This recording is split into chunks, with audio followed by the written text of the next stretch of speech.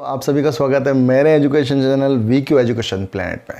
दोस्तों पिछली दो वीडियो में हमने समझा रचना के आधार पर और अर्थ के आधार पर वाक्य के प्रकार।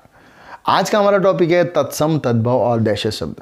तत्सम, तद्भव, देशज शब्द सुनने में बड़ा ही कठिन लगता है। क्या होगा, कैसे होता है, तत्सम शब्द क्या होते हैं, तद्भव शब्द क्या होते हैं, देशज शब्द क्या होते हैं। बड़े ही आसान शब्दों में मैं आपको समझाने वाला हूँ।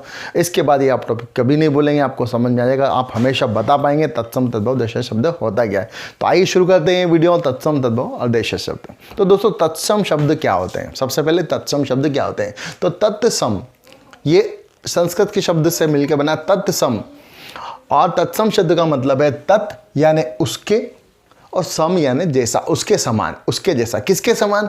संस्कृत के समान, संस्कृत के जैसा।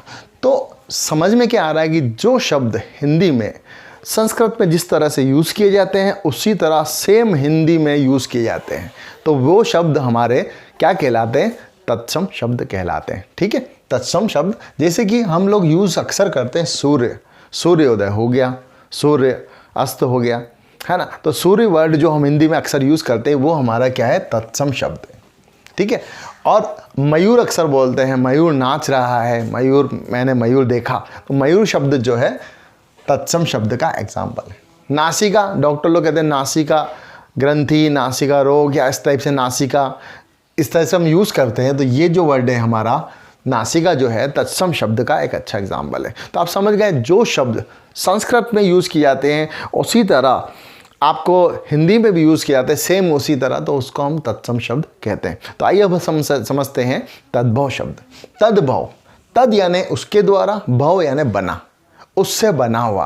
किससे बना हुआ? संस्कृत से बना हुआ। तो जो शब्द संस्कृत से बने हुए रहते हैं, उसके द्वारा बने हुए हैं, पहले संस्कृत में थे, उसको थोड़ा सा चेंज कर दिया, उसको आसान कर दिया, तो उसको उसे हम क्या कहते हैं? तद्भव शब्द कहते हैं। तद्भव, जैसे दुर्बल एक संस्कृत का तत्सम शब्द है, उसी को हम क्या कहते हैं? दुबला।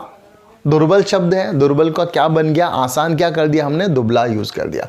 ऐसे हम श्वसुर, श्वसुर यानी उसको हम आजकल हम ससुर, ऐसे हम तद्भव, उसका श्वसुर का वर्ड संस्कृत में श्वसुर होता है, और उसको हमने क्या यूज़ कर दिया? उसको हमने ससुर उसको बोलते हैं, आसान कर दिया। तो ये तद्भव यानी ये किसके द्वारा बने हुए शब्द हैं? ये जो शब्द हैं संस्कृत के द्वारा बने गए हैं, और इसलिए इन्हें तद्भव शब्द कहते हैं। आप समझ गए? तद्भव शब्द, तद यानी उसके द्वारा, यानी उसके द्वारा, भव यानी बना हुआ, उसके द्वारा बना हुआ। किसके द्वारा बने हुए? संस्कृत के द्वारा बने हुए शब्द। तो इसके बाद जैसे और एग्जाम्पल अगर देखते हैं, शुष्क, जैसे शुष्क हम इसको सूखा कहते हैं। शुष्क, बड़ा शुष्क प्रदेश है, उसको हम सूखा कहते हैं। सूर्य, सूर्य का हमने थोड़ा चेंज कर दिया, सूरज कहते हैं। आज सूरज कितना गर्म है, आज सूरज कितना तप रहा है, सूरज। तो ये जो सूर्य का हमने उसको चेंज कर दिया, तद्भव शब्द सूरज चेंज कर दिया। और इसी तरह देखो दोस्तों देशज शब्द। अब देशज शब्द, देशज, देश से जन्मा हुआ, देश में जन्मा हुआ। तो देशज जो गाँव, जो अपनी रेगुलर जो रूरल लैंग्वेज है, आप समझ, ग्रामीण क्षेत्र में बोले जाने वाले शब्द है, या किसी गुजराती या मराठी से शब्द से हमने उसको ले लिया और वो शब्द हम हिंदी में प्रयुक्त कर रहे हैं, उसको हम हिंदी में यूज़ कर रहे हैं, वे शब्द हमारे देशज शब्द कहलाते हैं। तो देशज शब्द के एग्जाम्पल जैसे कि खमण। अभी खमण जो है गुजराती वर्ड है, लेकिन अगर हम अगर बोल रहे हैं, हम उसको क्या बोलते हैं? अगर हमें खमण खाना है तो हम खमण ही बोलते हैं। चलिए खमण खा लेते हैं, आओ भाई खमण खा लो। तो खमण जो है हम उसको गुजराती भाषा का यूज़ है, लेकिन बड़े ही हम उसको यूज़ करते हैं। सरपट, ये सरपट एक गांव का शब्द है। सरपट, उबड़ खाबड़, झोला, ये शब्द हिंदी में नहीं थे, लेकिन एक गांव की हमारी भाषाओं में, ग्रामीण भाषाओं में बोले जाते थे, या किसी हमारी जो राज्य मतलब मराठी है, गुजराती, इन शब्द से हमने कोई शब्द ले लिया।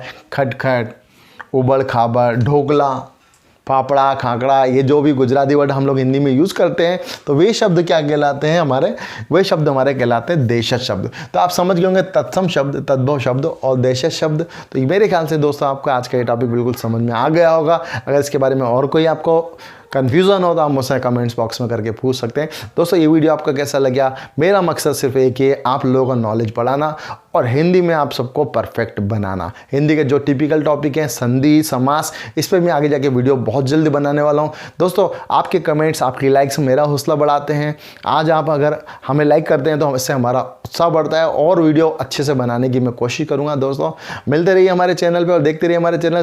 प्लीज़ इसको अगर आप अच्छा लगा हो तो लाइक करें और सब्सक्राइब सब्सक्राइब करो, अपने दोस्तों के साथ शेयर ज़रूर करें।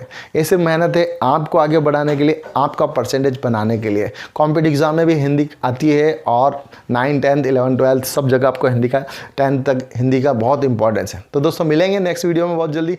Till then bye bye.